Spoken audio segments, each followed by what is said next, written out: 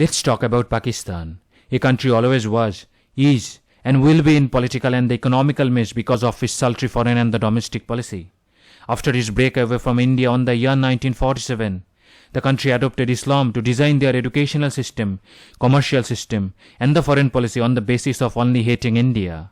Because of these reasons, the country is basically in free fall. Today, we will going to talk about the economical free fall of Pakistan. Their army chief Qamar Javed Bajwa literally genuflected in front of USA to release their only $1.6 billion loan from International Monetary Fund. Pakistan need that loan from IMF, otherwise the country wouldn't survive. Their forex reserve is depleting, and it is depleting too fast. They had around $10 to $12 billion in their reserve on March, but now the reserve depleted to only $8 billion. They do not have money to maintain their military installation, their nuclear installation, money to import oil and gas, and very essential goods. So the common Pakistanis are suffering excruciating inflation rate, which stands at whooping more than 21%. Therefore, with depleting foreign currency reserve and rising inflation, Pakistan is on the brink of total economical collapse and heading towards a path similar to the economical downfall of Sri Lanka. To check the economical depletion, the State Bank of Pakistan had sent an SOS to the government that falling foreign currency reserve could negatively impact the country's ability to import. That's why when Shahbaz Sharif government came to power, his government put restriction on importing several goods including luxury items. Those restrictions were put to avoid default on external liabilities. That means the loans from foreign lenders. On May 19, Pakistan slapped a ban on importing 33 categories of goods, covering more than 860 product lines. The ban on the goods actually helped Pakistan to save some dollar. According to an estimate, the several import ban actually helped Pakistan to save around $280 million between May 20 and July 19. The major contributor to this reduction were basically goes to automobile parts and mobile phones, which had a share of 79% in the total import reduction. The remaining 21% was spread over 810 tariff lines. However, the decision was criticized by importers and the powerful elites. Recently, this has forced the Pakistani government to lift ban on the import of 33 categories of goods. Pakistan stares at bankruptcy despite ongoing negotiation between Islamabad and IMF. Pakistan not only staring at bankruptcy, they are actually bankrupt. Their economical indicators are abysmal. Meanwhile, the New York-based rating agency S&P Global on Friday revised the Pakistan's long-term ratings from stable to the negative due to the higher commodity price and the tighter global financial conditions. The Pakistan rupee is in free fall. It has become the Asia's worst performing currency in 2022. Their currency has registered a drop around 20% since the December 31, 2001.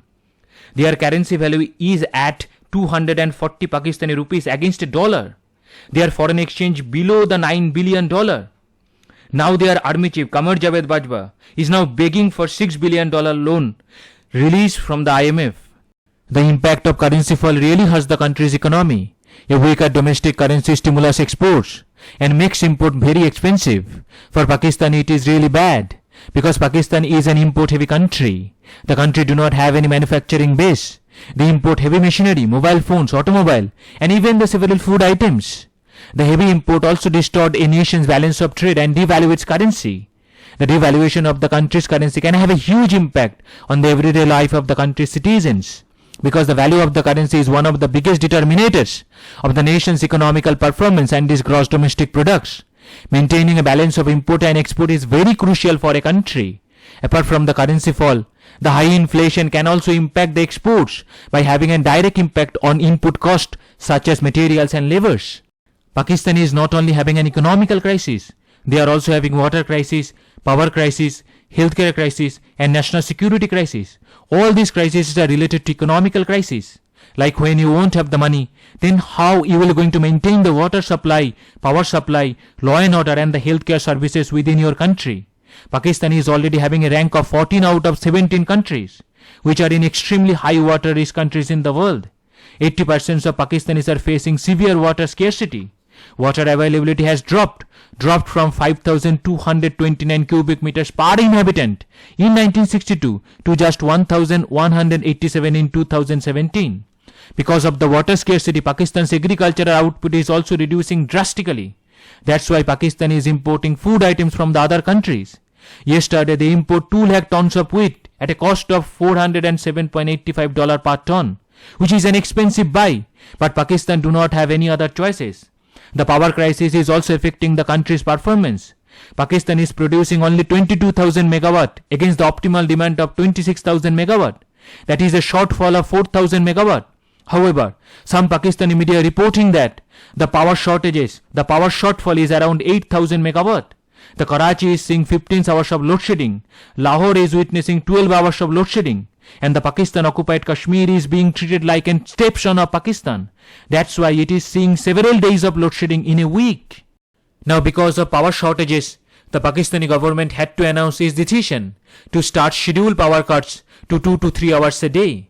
Due to the power cuts, the healthcare system is also being affected. They are also crippling. The hospitals cannot operate surgeries due to the load shedding. The availability of life-saving drugs are also reducing. Anyway, Pakistan having a population of 2 to 5 million, as many as 1.7 million children and women need the nutrition services. The 1.8 million Pakistanis need water, sanitation and hygiene. Pakistan is the only country in the world which is not yet polio-free. Pakistan is also having the problem with Taliban-ruled Afghanistan. The Taliban are destroying the Pakistani border pillars and the post. They are not following the Duran line. The Taliban are claiming the whole North Waziristan of Pakistan as their own. So Pakistan national security is also doomed.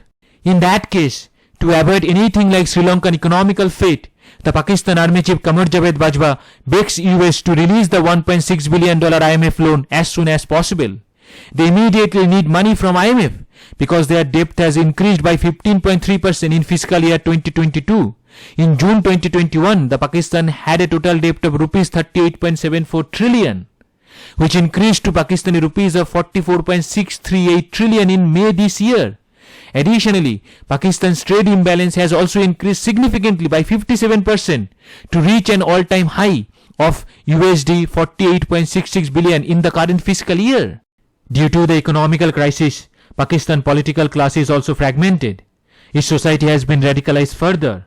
And according to the Fragile State Index 2022, Pakistan's rank is 30, which is very vulnerable. In comparison with Pakistan, India's rank is 69, which is very stable. That's why, if any resentment will break out in Pakistan against Pakistani government or Pakistani army, then Pakistan will be divided into 4 different nations. These are the words of the Pakistan's former Prime Minister Imran Khan. That is the phobia which is eating Pakistan's army sleep away. So to save the Pakistan as a country, Pakistan again approached his old master United States of America. Now about today's questions.